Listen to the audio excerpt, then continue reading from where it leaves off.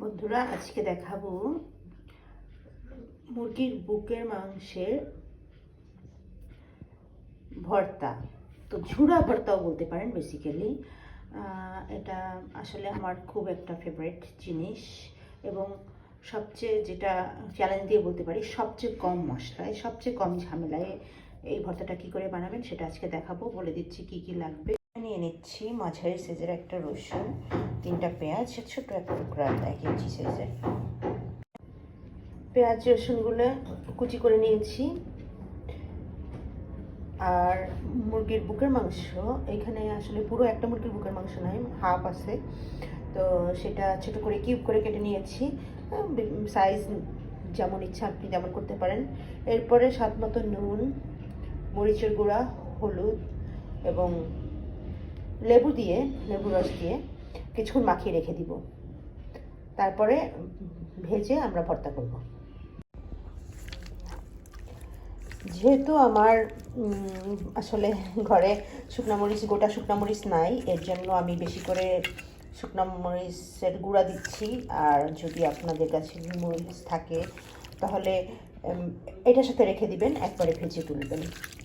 তো ভালো করে মাখানোটা যাতে একটু ভালো হয়, কারণ যত সুন্দর করে মাখানো হবে তত সুন্দর ভাজি হবে এবং মশলাটা ঢুকবে ভিতরে। বসিয়ে দিলাম, এরপরে স্বাদ মতো তেল দিয়ে নেব।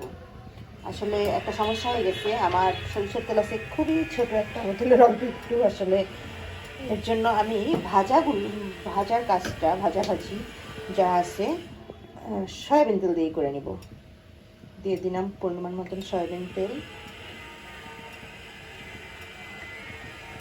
খুব বেশি দিতে হবে না, 2-3 টেবিল চামচ হলেই হবে।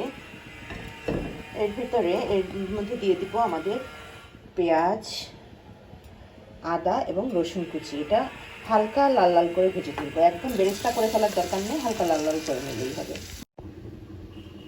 পেঁয়াজ, আদা, রসুন হালকা লাল লাল করে ভেজে একবারে পাটায় তুলে নিলাম। আর এখন সেই তেলের মধ্যে দিয়ে দিব মশলা দিয়ে মাখিয়ে রাখা মুরগির মাংস। একটা টিপস আছে, টিপসটা হচ্ছে যারা আমার মতো এরকম বেশি শুকনো মরিচ দিয়ে তারপরে মাংসটা মাখাবেন, আমার এখনও হাত জ্বলতেছে, তো খুব সাবধানে। মাংসটা এখন বেশ অল্প আছে, যাতে আজকে একটু কম হয়।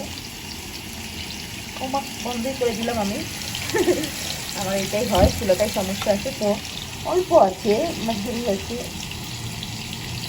অনেকক্ষণ ভেজে লাল লাল করে উঠাই দিব, যাতে সুন্দর করে সিদ্ধ হয়ে যায় মাংসটা অবশ্যই, এবং মশলারও গন্ধটা না থাকে, কারণ আমরা অনেকগুলো মরিচ হলুদ দিয়েছি এখানে, তো এটার একটা গন্ধ হওয়ার সম্ভাবনা থাকে। তো বেশ কিছু সময় নিয়ে আমরা লাল লাল করে ভেজে তুলব। এর ভিতরে এটা ভাজা হতে থাকুক, আমি এটা সম্পূর্ণ মাংস খুব সুন্দর করে ভাজা হয়ে গেছে লাল লাল করে। চুলাটা আমি বন্ধ করে দিয়েছি। দেখুন, আপনাদেরকে দেখাই একটা চাপ দিয়ে, তাহলে বুঝবেন যে কত সুন্দর কেটে যাচ্ছে। মানে চাপ আসলে এত জোরে সত্যিও দেওয়া লাগে না, যে একটু করলে কেটে যাচ্ছে। এবং সবচেয়ে মজার ব্যাপার হচ্ছে এই মাংসটা এখন খেতে কিন্তু খুবই টেস্টি। আর অনেক মরিচ দিয়েছিলাম বলে নিচে বেশ লেগে গেছে, এর জন্য বন্ধ করে রাখছি যাতে একটু ঠান্ডাও হয়, এবং ঠান্ডা হলে এটা খুব সুন্দর করে উঠে যাবে।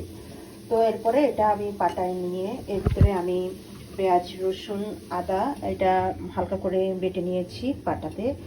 এরপরে এটা বেটে আবার ফিরে আসছি, কারণ আমার আসলে কোনো ক্যামেরাম্যান নেই, নিজে নিজে করা লাগতেছে।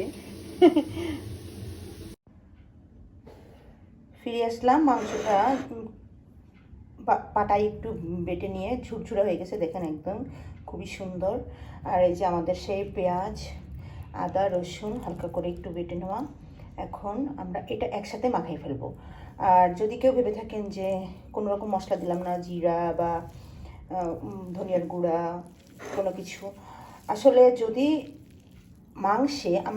মাংস কষায় রান্না করি সেটা অন্যরকম একটা টেস্ট আমরা খুব পছন্দ করি, কিন্তু মাংস যদি অল্প মশলায় একদম, হ্যাঁ, তারপরে অল্প মশলায় রান্না করা যায়, সেটা দেখবেন অন্যরকম একটা স্বাদ থাকে এবং মাংসের স্বাদটা ভালো করে বোঝা যায়, তখন কিন্তু আমরা মশলার স্বাদ পাবো না বেসিক্যালি। ঠিক আছে, এর জন্য আমি অনেক সময় এরকম খাইতে পছন্দ করি। তাই এরকম করছি। আপনারা করে দেখতে পারেন, অসম্ভব টেস্টি জিনিসটা। আসলে এরকম ভর্তা আমি প্রথম কলকাতাতে একটা বাংলাদেশি রেস্টুরেন্ট আছে, যেখানে ওই নিউ মার্কেটের কাছাকাছি, যারা যান তারা চিনে থাকবেন, কস্তুরি।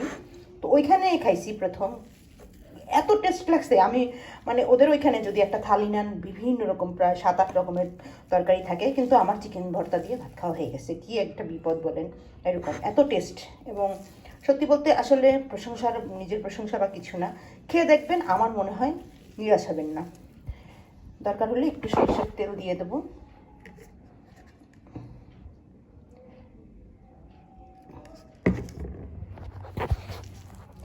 ব্যাস রেডি হয়ে গেল। আর যদি কেউ ধনেপাতা দিতে চান, যদিও আমি মাংসের সাথে ধনেপাতাটা খেতে খুব একটা পছন্দ করি না, এর জন্য দিই নাই। এটা আসলে রান্না হচ্ছে যার যার টেস্টের উপর নির্ভর করে। একটা রেসিপি দেখলাম একদম হুবহু সেরকম হতে হবে এরকম কোনো কথা নেই।